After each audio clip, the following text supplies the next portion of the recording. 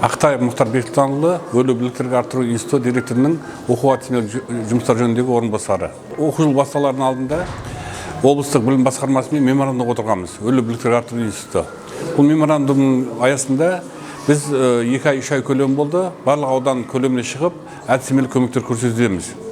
Осыдан бір ай бұрын осы Ордабасы ауданына келіп, 3 мектепте әдістемелік көмек көрсеттік. Оның кейін Төлебе ауданына, тағы да басқа аудандарға шығып әдістемелік көмек көрсеттік.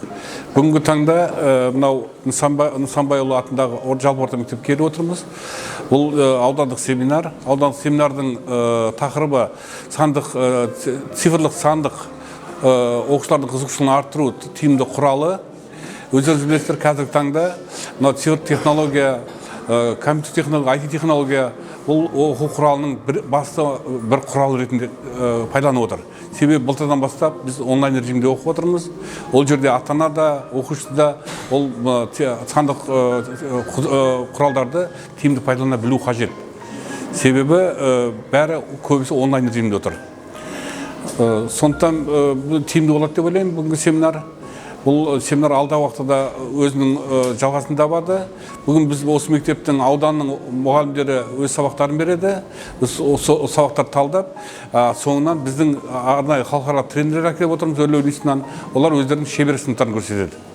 Сол шебер сыныптарын алдағы оқу жылдарында осы ауданның мұғалімдері өз жұмыстарында пайдаланады деп ойлаймын. Қазіргі заман ағымында цифрлы Қазақстан өтудеміз, сондықтан оқушылардың осы цифрлық құзыреттіліктерін қалыптастыруда алдыменен мұғалімдердің осы сандық технологияларды сабақта қолдану жолдарын көрсету және шығармашылықпен жұмыс жасауға бағыт-бағдар беру, озат тәжірибені үлгі ету, насихаттау мақсатында ұйымдастырылды.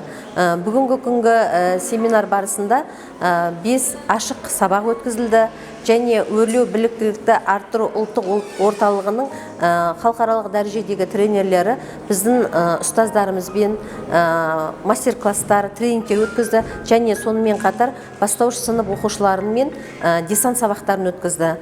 Семинар жалпы қатысушы мұғалімдердің тарапынан жақсы лебіздерге, тілектерден байқауға болады құнды өткендігі.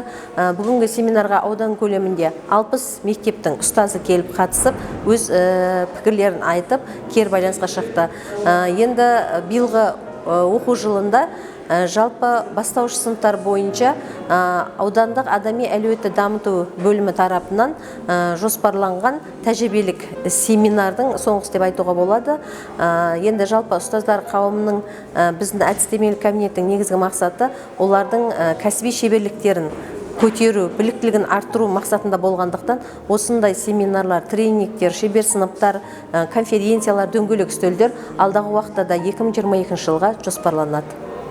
Бүгінгі күнгі өрлеу біліктілікті арттыру ұлттық орталығынан келген тренерлерге көп алғысымызды білдіреміз. Өте құнды мәліметтермен, ақпараттармен бөлісті. Мұғалімдер әрине біліктілігі арттыру курстарынан өткенмен де тәжірибеге келген кезде кейбіреулері ұмыт қалады. Болмаса әр мұғалім өзінің шығармашылығына қарай әртүрлі дәрежеде қолданады. Дегенмен бүгінгі өздерінің көкейлерінде жүрген сұрақтар бойынша толық ақпараттар алып, бір жағынан тәжірибе алмасып, олардың кәсіптік біліктілігі шыңдалды. Сондықтан осы өрлеу біліктілік арттыру орталығына көп алғысымды білдіремін мен аудандық адами әлеуетті дамыту бөлімі тарапынан. Алдағы уақытта да сіздермен осындай байланыста боламыз деп ойлаймын, үміттенемін және сенемін.